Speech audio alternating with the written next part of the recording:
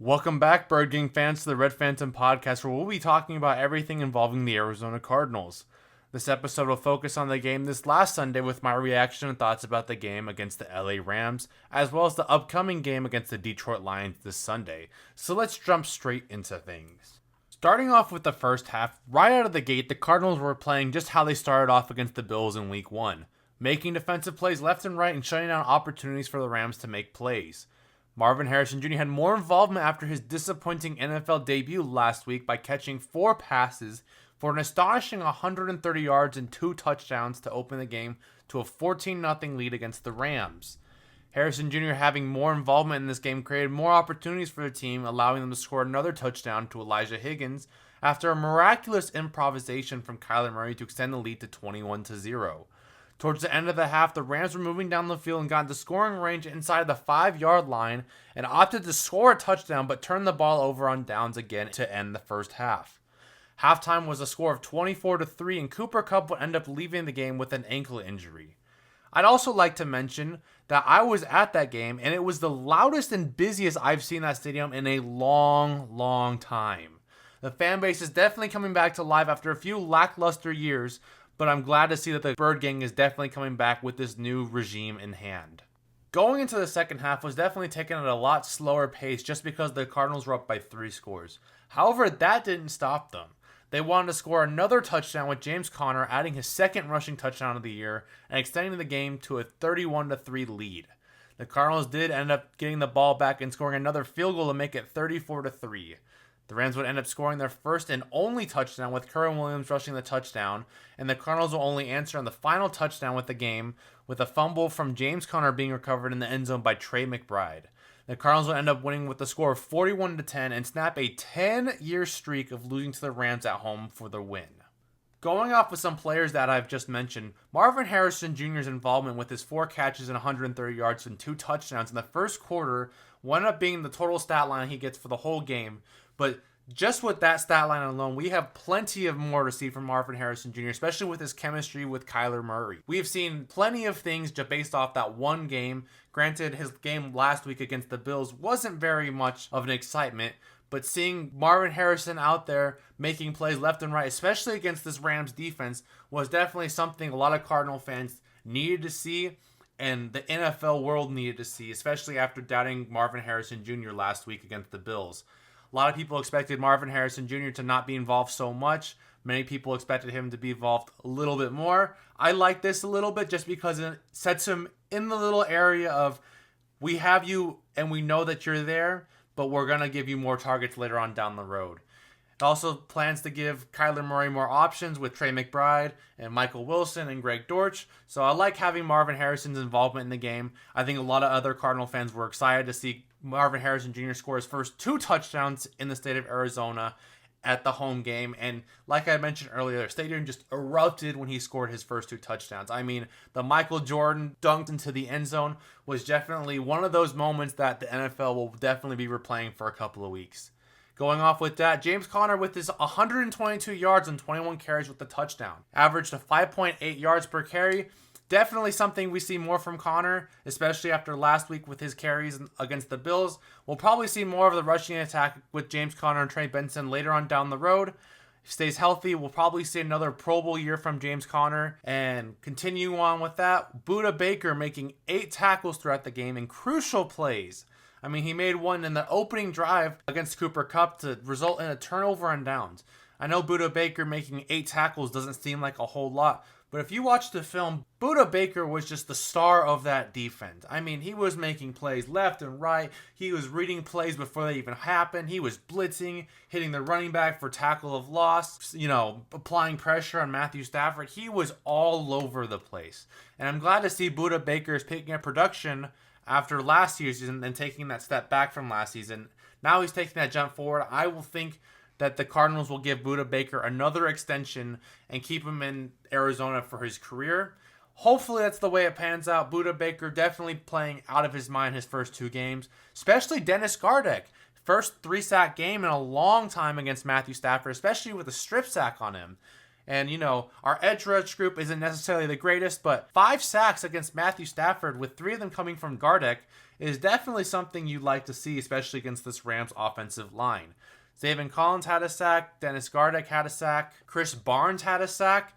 I mean, this pass rush this week, granted the Rams offensive line was very depleted, but it's very much something that we needed to see going forward and making plays against the Lions this upcoming week. Now going on to Kyler Murray's historic stats. Had a 17 for 21 completion, 266 yards, 3 touchdowns, as well as 59 yards on the ground with a perfect passer rating. He is now the only quarterback to have 4 touchdowns through the season with no interception, and is the second quarterback to have a perfect passer rating with 50 rushing yards, more than 200 yards, and now his jersey will be in Canton, Ohio for the Hall of Fame, as his historic game from the Rams is now going to be displayed for the future NFL. I mean, going back to like what I mentioned earlier, the stadium was just so electric this entire game. I mean, I can't really put into words for people who have been to games previously, but this game showed that the Bird Gang community is definitely coming back, especially with all the excitement building around this team this year and for the future.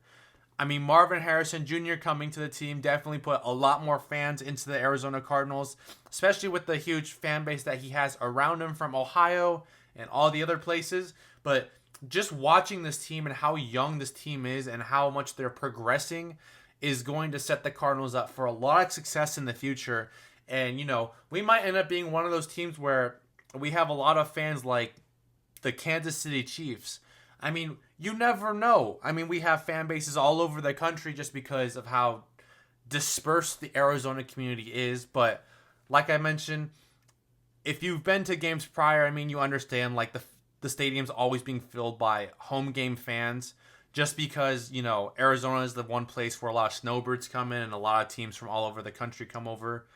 I mean, tickets are relatively pretty cheap too. So a lot of people are just going to the games to watch the games in person. But after that game against the Rams this last Sunday, it really just showed that there's so much potential behind this team that so many Cardinal fans are coming out to watch this team in person, mind you, and be there to support the team through whatever is ahead of them. I mean, I know this next game against the Lions will probably have a split crowd between Lion fans and Cardinal fans just because the Lions fan base is definitely ramped up a little bit with their new head coach and Dan Campbell and watching that team progress from, the joke of the NFL to now Super Bowl contenders with the team that they've built. And I think a lot of Cardinal fans watching the Lions do that in a couple years, we have a lot of hope that the Cardinals would end up doing the same thing in the next year or two with the team that we have now. And maybe we can barely sneak in a playoff win the end of the season this year with all the injuries and all the other significant stuff that's been happening in the NFL.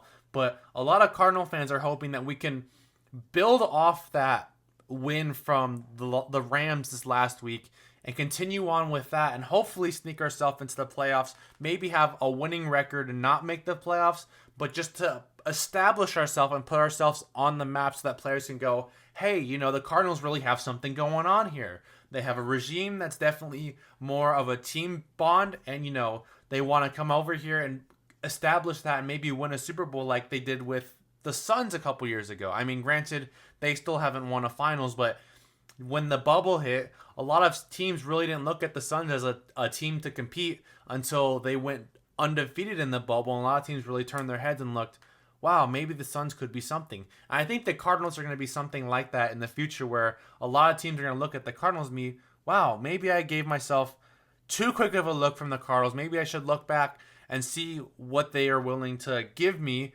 for a chance to play come January. And I think the Cardinals, especially with all the cap space that they have and the coaching and the front office that they have, I really do think that the Cardinals will get something going next year if, we end up being really, really close to the playoff but not sneaking in. And I do think, with all the players moving around and everything going on with free agency trades and all this stuff in the draft next year, I do think the Cardinals will end up being one of those teams that a lot of players are going to look after for and want to come to the Cardinals just because of how dominant the Cardinals have been. I mean, granted, 2 weeks ago against the Bills, there's, the unfortunate loss against the Bills, but, teams are always going to suffer unfortunate losses. And I think a lot of people, especially me included, looked at that and just realized, like, they really shouldn't have lost. But you look at how they played against the Dolphins and you think, well, I mean, we kept up with the Bills. Maybe we have more potential than a lot of people realize. And especially after this game against the Rams, I mean, there's just so much room for growth for this Cardinal team. And I think a lot of people kind of take the Cardinals as a joke just because the last couple years with, Cliff Kingsbury and falling halfway through the season every single year with him and, making the playoffs and just getting absolutely embarrassed by the Rams. So I think it's nice to see this new change of pace with the Cardinals and being able to establish more of a team community and being able to see that grow into the games and seeing how the team plays for each other rather than themselves and coming together for a more impactful game to go further along in the season and play for a championship later on the road. I mean, Kyler Murray this year is playing at an MVP caliber. I mean, granted, you still have Sam Darnold, you still have Derek Carr, you still have Baker Mayfield, who are all playing very, very well. But Kyler Murray is definitely showing that he's a top 10 quarterback this year, playing the way he has.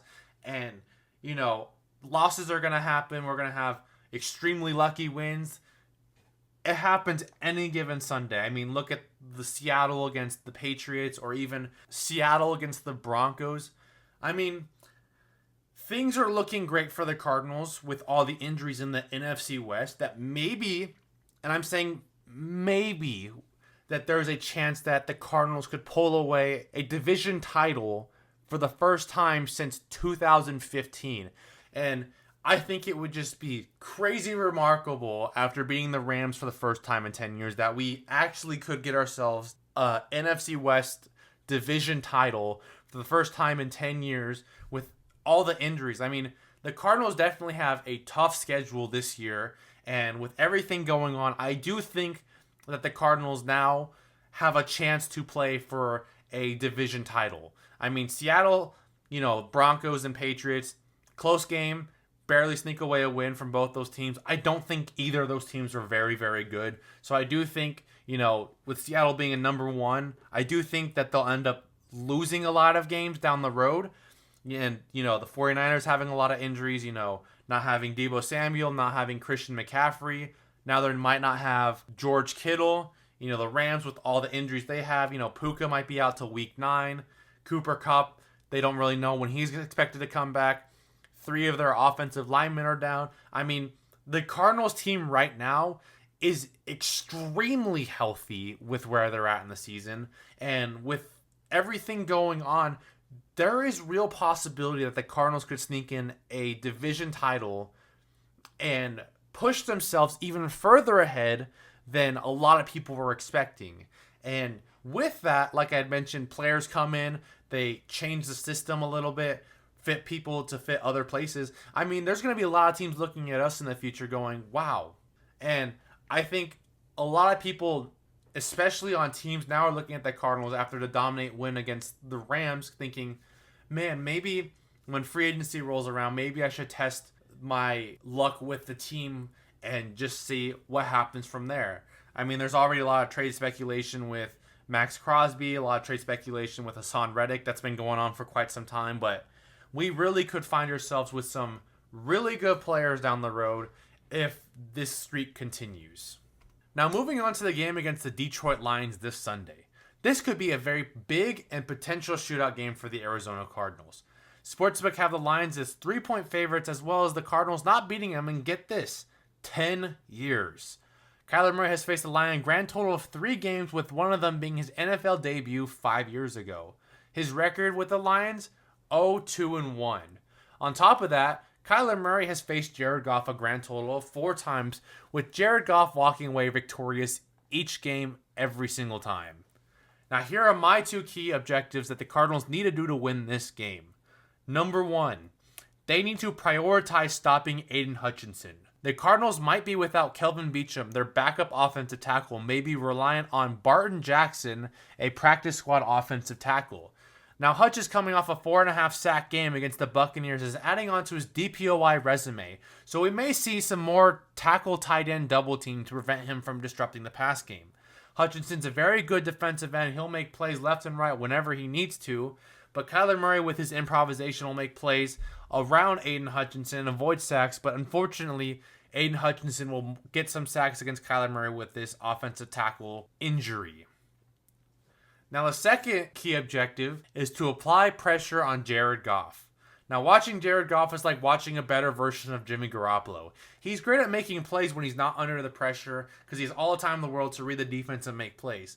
But the minute that pressure hits, he's making a quick throw, and some of those throws will result in turnovers like we saw last week against the Buccaneers where he threw 2 interceptions. Amon-Ra St. Brown and Jameson Williams are going to be some very dangerous receiving threats for this Lions team after the Cardinals just played a Puka-less Rams team with Kupp leaving at halftime. So our secondary will definitely have their work cut out for them this game. Now, we could add on that Jahmyr Gibbs and David Montgomery will also have some impact on the game. But after watching the Cardinals play the Rams this last week and holding Kerwin Williams to just 2.8 yards per carry, I'm not too worried about the defensive line on the rush game. The pass game is more of what I'm worried about with Sean Murphy-Bunting and Garrett Williams and Max Melton, who are a very young team against a very dangerous receiving threat. And on top of that, James Conner is going to have somewhat of a decent game against this Lions defensive line, but it's all going to really come down to our defensive team once again. I do think the Cardinals are going to have a big offensive play against the Lions against that defense. However, our defense needs to step up against the Lions offense and make plays because it's going to be a shootout. It's going to be a high-scoring game.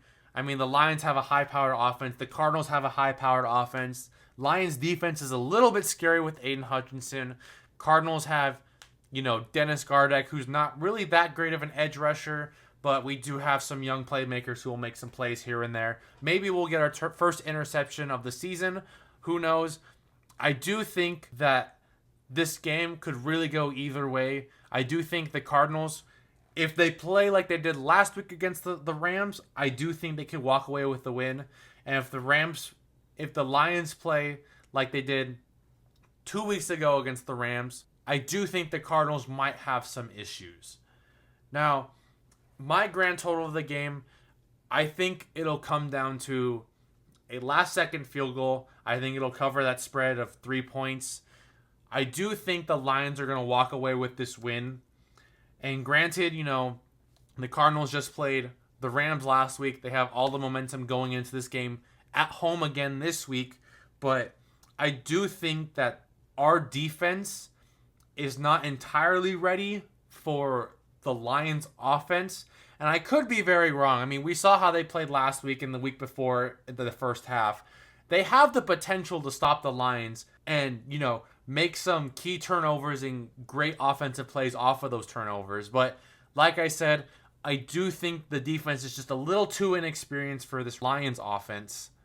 But I do think if the defense can play decently, I do think the Cardinals could pull away an upset with, anywhere between a 1 to 3 point game against the Lions. So I'll leave it like that. And we'll see how the game goes this upcoming Sunday.